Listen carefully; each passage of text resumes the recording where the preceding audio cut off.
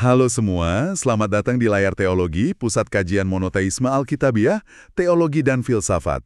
Hari ini kita akan coba bedah bareng ya, satu sumber yang Anda bagikan ini. Soal konsep mimesis atau imitasi dalam kekristenan awal. Iya. Kita akan fokus pada kajiannya Cornelis Benema yang melacak akar dan perkembangannya gitu. Tujuannya sih ya supaya kita sama-sama paham gimana ide meniru teladan ini yang sebetulnya umum ya zaman itu. Betul. Kok bisa dapat makna yang khusus dan transformatif banget dalam iman Kristen mula-mula. Mari kita mulai dalemin ya. Betul sekali. Konsep meniru teladan ini kan memang sudah sangat kental ya di dunia Yunani Romawi waktu itu. Plato misalnya bicara soal meniru model yang baik dalam pendidikan. Aristoteles juga sebut ini fitrah manusia untuk belajar.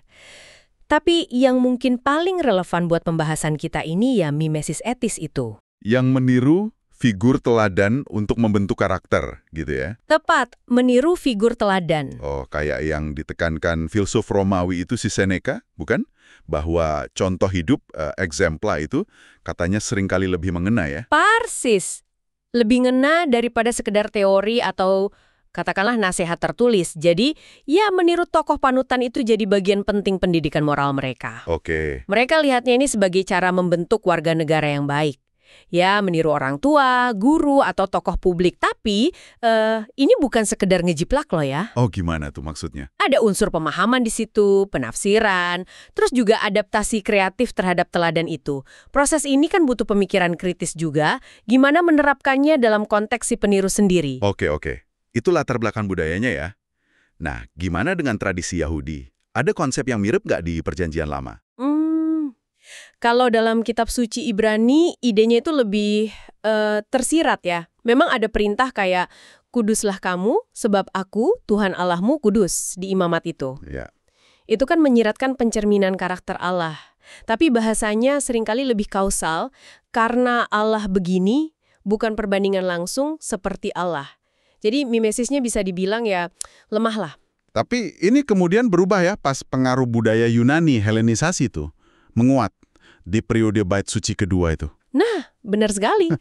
Penulis-penulis Yahudi kayak Philo dari Alexandria itu mulai pakai bahasa mimetis secara lebih eksplisit. Oh gitu. Mereka hubungkan dengan penciptaan manusia menurut gambar Allah, terus juga meniru kebajikan ilahi. Tradisi rabbinik juga mengembangkan ide imitatio Dei. Imitatio Dei. Iya, meniru tindakan-tindakan Allah yang spesifik. Kayak misalnya mengunjungi orang sakit, menguburkan orang mati, seperti yang Allah lakukan dalam narasi kitab suci. Jadi ada pergeseran ke arah imitasi yang lebih konkret. Menarik. Nah, ini membawa kita ke intinya nih. Bagaimana kekristenan awal yang tercatat di Perjanjian Baru mengadopsi dan mengembangkan konsep ini? Apa sama aja atau ada yang unik gitu? Oke, kalau di Injil-Injil sinoptik, Markus, Matius, Lukas, ya gagasan mengikuti Yesus itu memang ada unsur imitasinya, tapi belum terlalu dominan atau eksplisit banget. Para murid diharapkan meniru tindakan Yesus, ya seperti pewartaannya gitu. Lukas secara khusus memang mencatat perintah Yesus pas perjamuan terakhir, perbuatlah ini menjadi peringatan akan aku. Nah itu kan sebuah tindakan mimetis, liturgis. Tapi kayaknya di tulisan Rasul Yohanes dan Paulus, konsep ini jadi jauh lebih sentral dan kuat ya.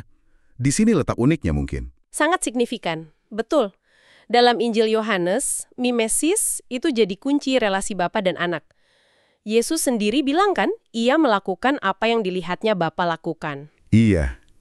Contoh paling jelas itu ya pembasuhan kaki di Yohanes 13. Yesus kasih teladan, hipodegma, supaya murid-murid niru dia dengan cara melayani satu sama lain. Ini bukan sekadar niru tindakan fisik aja ya, tapi memahami makna kasih dan kerendahan hati di baliknya. Terus menerapkannya secara kreatif. Tujuannya bahkan bisa mengarah ke teosis. Teosis? Iya, sebuah konsep partisipasi dalam karakter ilahi. Atau ia menjadi serupa dengan Kristus. Wah, dalam ya. Terus Rasul Paulus malah lebih eksplisit lagi ya. Sampai muntah jemaat menirunya langsung. Itu kedengarannya cukup berani ya? Iya, Paulus memang pakai perintah, jadilah peniruku, misalnya di 1 Korintus, tapi, nah ini kuncinya, dia selalu nambahin, sama seperti aku juga meniru Kristus. Oke. Jadi ada lanjutannya. Betul. Kristus tetap model utamanya. Paulus itu memposisikan dirinya sebagai semacam bapak rohani yang kasih contoh hidup dalam konteks keluarga jemaat. Oke. Imitasi ini cakupannya luas. Ketabahan dalam penderitaan, kerelaan melepas hak demi orang lain, dan terutama meniru kerendahan hati serta pengorbanan diri Kristus yang digambarkan di Filipi 2 itu. Jadi fokusnya itu bukan cuma perilaku etis secara umum ya, tapi lebih ke transformasi internal, menjadi serupa dengan Kristus sendiri. Tepat. Dan ini mediasinya lewat teladan hidup, baik Paulus, Kristus, maupun orang percaya lain kayak Timotius gitu. Tepat sekali. Prosesnya itu melibatkan pengamatan, pemahaman, terus peniruan yang diadaptasi, dan akhirnya yaitu tadi, transformasi karakter. Supaya semakin menyerupai Kristus dalam komunitas iman. Konsep ini terus berlanjut dan berkembang loh di generasi berikutnya. Para martir kayak Polikarpus itu dilihat sebagai imitatio Christi, peniru Kristus yang paripurna. Oke, jadi kalau kita coba simpulkan sedikit untuk Anda semua ya, sumber ini nunjukin kalau mimesis itu konsep etis yang kaya banget. Akarnya di Yunani Romawi, diadopsi secara bervariasi oleh Yudaisme Helenistik, tapi jadi sangat sentral dan unik dalam kekristenan awal, terutama buat Yohanes dan Paulus. Betul. Keunikannya itu difokus meniru pribadi spesifik, Yesus Kristus. Dengan tujuan akhir, transformasi mendalam, menjadi serupa dengan Dia dalam konteks keluarga Allah. Sebuah perjalanan dari sekedar meniru kebajikan menjadi partisipasi dalam hidup ilahi. Sebuah proses yang memang menuntut keterlibatan aktif secara kognitif, kreatif, dan transformatif yang diwariskan lewat teladan hidup maupun tulisan. Sangat menarik. Terima kasih saudara-saudara.